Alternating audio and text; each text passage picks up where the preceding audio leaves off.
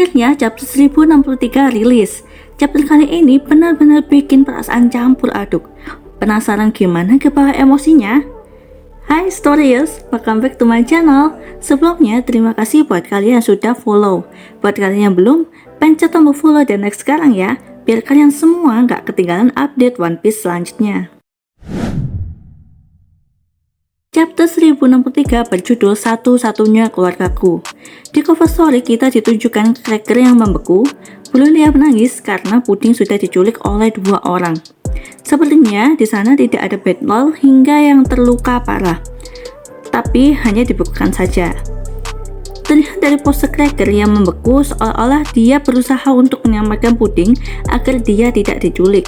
Karena power dan Aokiji ini juga mantap, dia tidak perlu susah-susah untuk battle, hanya dengan membekukan saja masalah akan beres. Di cover kali ini saja kita ditunjukkan masalah keluarga dari Big Mom, di mana Big Mom sampai saat ini juga tidak ada kabar lagi, dan keluarganya pun mulai menuju kehancuran. Chapter diawali dengan trio gluton kita, yaitu Luffy, Chopper, dan Bonnie, yang kekenyangan sampai perutnya membesar. Atos pun bilang kalian semua makan sampai buncit. Jinbe bilang kalau dia itu udah buncit dari awal. Atos berpamitan dia ingin membuat kerusuhan. Sesuai arti namanya sih, tapi agak beda ya dengan penampilannya yang super ceria. Oh ya Storyers, Chopper melihat ada sosok robot automata yang ukurannya sepintas mirip dengan automata yang ada di bulan di cover story milik Enel. Tapi ada hal yang menarik di helmnya. Yang bisa Layla Story baca, helm itu bertuliskan petrologi dan histori. Karena dua lainnya tidak terlalu jelas, kemungkinan juga ada ilmu sains yang lain. Tiba-tiba Kuma datang. Kali ini dengan wujud yang berbeda ya Storyers. Kuma kali ini berwujud polisi dan menyerang mereka semua. Awalnya, Layla Story berpikir kalau ini adalah rencana Atlas. Tetapi Kuma bilang kalau mereka itu nggak membayar makanan dan baju yang mereka ambil, maka mereka dideteksi sebagai pencuri. Kuma menyerang mereka. Luffy pun juga sudah siap dengan gear third-nya, tapi Bonnie menghalanginya dan meminta jangan menyakiti ayahnya. Di sini benar-benar dimulai perasaan yang campur aduk, di mana awal-awal kita disuguhi dengan perasaan yang happy, terlebih lagi chemistry Bonnie dengan yang lainnya juga dapat banget. Tiba-tiba dibikin sedih aja nih. Terlebih lagi flashback Bonnie dengan Kuma. Di flashback ini ada hal yang menarik Layla Story, yang nanti Layla Story akan bahas di akhir ya. Bonnie langsung menangis dan lemas ketika melihat Kuma. Kuma sudah siap menembakkan lasernya dan Luffy mengatakan kalau itu pasifista. Dan Luffy berusaha menyelamatkan Bonnie. Tapi sayang hasil ledakannya itu sangat besar. Tapi Layla Story yakin kalau mereka pasti hanya menerima luka ringan, meski kehancuran pulau itu bisa dilihat dari jarak jauh. Kita langsung berpindah scenes antara Law dan Blackbeard Pirates. Di sini submarine Law diserang hingga bocor, dan Dokyu memberikan penyakit di saat yang bersamaan. Law tiba-tiba berubah menjadi cewek cantik dan seksi. Krunya bahkan kelepek-kelepek loh sama Law. Hayo, siapa di antara kalian yang kelepek-kelepek juga sama waifu baru kita? Law mematahkan kutukan Dokyu dengan hakinya. Dia mengatakan haki yang kuat bisa menghilangkan kutukan itu. Di mana lagi-lagi kita diberitahu haki itu sangat penting. Dokyu pun bilang itu hal yang diharapkan dari orang yang seharga 3 miliar berry. Dokyu memakan buah siku-siku Nomi yang bisa memberi penyakit. Law yang berusaha kabur ke pulau terdekat langsung dilempar gunung batu oleh Burgess yang sudah diteleport oleh Van Augur. Burgess memakan Riki-Riki Nomi yang artinya power, dan Van Augur memakan buah wapu-wapu Nomi di mana dia bisa teleport atau menteleportkan orang lain. Oh ya, penampilan Burgess kali ini benar-benar beda. Dia memakai topeng. Sepertinya ini efek cakar naga dari Sabo yang saat di Dressrosa ataupun saat di Baltico di mana Burgess dan Blackbeard menyerang markas Revolutionary Army yang menyebabkan tengkorak dari Burgess remuk. Emang ngeri banget sih kekuatan dari Sabo ini. Bahkan Sabo sendiri bilang cakar naganya bisa meremukkan tengkorak sekalipun. Stronger yang merupakan kuda dari Dokyu memakan buah Uma Nomi Mythical Swan Pegasus.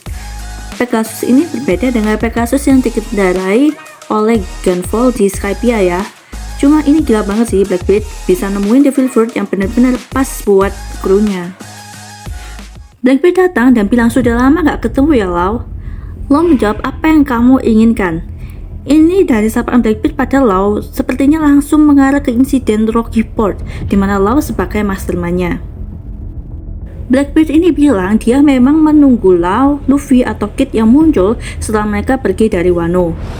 Blackbeard bilang pasti kalian sedang bisa mengubah dunia menjadi terbalik, di mana kalimat change the world upside down ini memang berkali-kali ditekankan. Pertama, saat Roger bertemu dengan Rayleigh, dan saat kalimat terakhir dari Shirohige. Blackbeard tahu kalau Kaido itu memiliki Road Poneglyph, tapi memang cara main Blackbeard ini yang licik dan dia mencari keuntungan dengan minimal kerugian, sehingga cara gampangnya yang menunggu mereka dan merebutnya. Tapi di sini Law memiliki pemikiran yang sama. Itu artinya Blackbeard juga memiliki paling tidak satu Road Poneglyph, dan dia memang butuh dua lainnya lagi, yaitu dari Zou dan Kaido, yang saat ini Law miliki. Sedangkan Big Mom pasti sudah didapat oleh Aokiji dengan entah Shiryu atau Lafite yang ke kota coklat. Plus bonusnya puding. Jika awaken, dia bisa mengartikan Poneglyph itu. Kalau memang Blackbeard memiliki satu Road Poneglyph, berarti Road Poneglyph yang hilang sama E-nya ada di Hachinosu. Seperti di Road Lolactail mengatakan satu yang hilang ini kemungkinan ada di Villa, Hachinosu, atau Elbaf. Atau kemungkinan lainnya, Blackbeard memang sudah memiliki satu kopi Road Poneglyph yang dia bawa. Nah, kita masuk ke pembahasan yang menarik nih. Tadi Layla Story sebutkan ada hal yang menarik dilihat oleh Chopper. Ada 4 robot atau automata yang memiliki tulisan di helm dan bajunya. Yang terlihat jelas di sana yaitu Petronology dan History. Dua lainnya pasti juga berhubungan dengan keilmuan nih. Kayaknya Dr. Vegapunk yang memang sangat pintar ini mempelajari semua subjek keilmuan, di mana petrologi ini adalah ilmu yang berhubungan dengan batuan yang sepertinya pengembangan penggunaan sea stone yang dilakukan oleh robot satu ini. Tapi yang menariknya lagi adalah history. Ini berarti Dr. Vegapunk memiliki divisi khusus yang mempelajari sejarah dunia. Nah, Story jadi ingat perkataan Luffy di chapter sebelumnya. Apakah misi pembunuhan dari Dr. Vegapunk ini ada kaitannya dengan Lucia Kingdom, di mana pemerintah dunia ini sangat-sangat menutupi sejarahnya, dan jika ada orang yang mengetahuinya, World Government tidak segan-segan untuk memburu dan membunuhnya, demi memungkam agar masa lalu dari World Government tidak ada yang tahu. Tapi kita kembali sebentar ke flashback Caesar Clone ya, di mana uji coba Caesar Clone yang meledakkan penghasar, di sana juga ada Dr. Vegapunk. Kemungkinan Dr. Vegapunk ini memiliki bekas luka bakar akibat insiden tersebut. Jadi, jika Dr. Vegapunk memiliki bekas luka bakar dan memiliki ketertarikan dengan sejarah, bukannya ini adalah hal yang dicari oleh Kid? Jika memang benar, maka Akai ini benar-benar keuntungan untuk Straw Hat Pirates. Hal yang menarik lagi saat flashback Bonnie di mana Bonnie digendong oleh Kuma. Mereka sepertinya bukan dari kerajaan besar, tapi kerajaan yang miskin, karena pakaiannya yang lusuh. Hal yang menarik lagi dari Kuma, dia memakai chest lap di mana itu sama seperti chest lap yang Caesar gunakan saat di penghasar. Kemungkinan besar, Kuma juga anggota dari Mets atau Staff Mets. Dan ada sedikit alasan yang jelas kenapa World Government ingin menjadikan Kuma sebagai bahan percobaan pasifista. Hal ini pernah dijelaskan oleh Yonji, di mana World Government merasa terancam dengan adanya mereka. Maka Mets dibubarkan dan mereka dibawa oleh World Government. World Government berhasil melakukan Soulbird Kingdom dan menculik Bonnie. Ini dijelaskan juga oleh Lindbergh kenapa Kuma menjadi korban World Government selama hidupnya dan menjadi kelinci percobaan. Dan seperti biasa, World Government yang memutarbalikkan fakta menyebut Kuma sebagai tiran, yang bahkan Ivankov sendiri kaget kenapa Kuma disebut tiran. Hal ini juga menjelaskan kenapa Bonnie benci sekali dengan World Government dan Akainu. Selain itu, agar Bonnie juga bisa selamat, Kuma mau menjadi percobaan pasifista. Oh ya, ini juga menjelaskan bagaimana Bonnie pernah ke lab Dr. Vegapunk saat masih kecil. Masa lalu yang sangat pahit ini membuat Bonnie ingin menanyakan alasan sebenarnya kenapa Kuma dijadikan kelinci percobaan. Dan menjawab juga kenapa Bonnie melarang Luffy menyerang Kuma meski dia tahu itu adalah pasifista. Dia hanya tidak mau jika orang lain menyakitinya. Yang pasti rasa sayang Bonnie ke Kuma bercampur dengan rasa sedih yang mendalam dan dendamnya juga pada World Government. Setelah yang sedih-sedih, kita beralih yang ke agak menegangkan. Pertemuan Law dengan Blackbeard ini sama seperti saat Ace bertemu Blackbeard di Banaro, di mana Law ini paralel dengan Ace loh. Saat bertemu Ace dan saat bertemu Law, Blackbeard juga membawa kru yang sama. Dan yang lebih persis lagi, Burgess melemparkan bangunan ke arah Ace, dan kali ini Burgess melemparkan gunung batu ke Law. Dan keduanya juga bisa menghancurkan serangan dari Burgess itu. Di endingnya, Ace tertangkap bahkan mati karena Akainu. Nah, apakah Law nantinya juga akan ditangkap oleh Blackbeard? Menurut Stories gimana nih Law versus Blackbeard? Yang lebih menarik lagi ini adalah War Between D. Yang lain story akan bahas lebih lanjut di video selanjutnya ya. Karena ini menyangkut orang lain dari klan D, juga termasuk Dragon sendiri.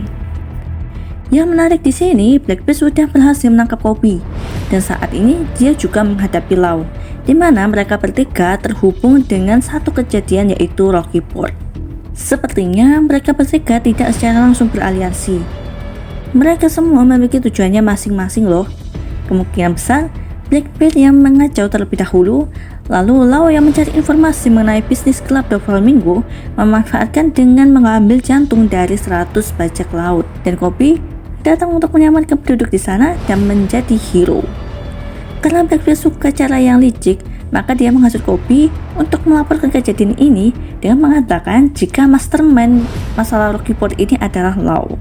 Dimana rencana licik ini Blackbeard menguntungkan ketiganya loh. Blackbeard bisa mengalahkan Oshoku dan menguasai Orochimaru, Law bisa menjadi Shichibukai dan Koby menjadi hero.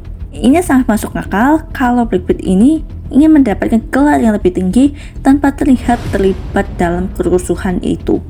Layla Story berpikir orang-orang yang diserang oleh Blackbeard semuanya terhubung dengan Luffy maupun Straw-Hat Pirates itu sendiri. Mulai dari Ace, Poa, Koby, Pudding, dan sekarang adalah Trafalgar di Waterloo. Dimana Robin pasti juga tahu tentang berita ini, terutama untuk Boa dan Koby. Tapi Robin juga belum memberitahu sampai saat ini kepada Luffy. Jika nanti Luffy tahu, pasti membuat Luffy marah besar. Ini sepertinya Oda membuat plot seperti ini agar nanti war between D antara Marshall D. Deeds dan Monkey D. Luffy menjadi lebih panas. Dan sepertinya juga akan memerlukan last poneglyph sebelum Straw-Hat Pirates menuju Laughdale dan mengungkap seluruh sejarah dunia. Lalu Story berharap battle antara Law dan Blackbeard ini nggak off screen, biar kita semua tahu keseruan mereka gimana. Nah, itu tadi review dari Light Story udah chapter terbaru One Piece. Jangan lupa follow dan like biar gak ketinggalan update One Piece selanjutnya ya, Storyers. See you in the next video.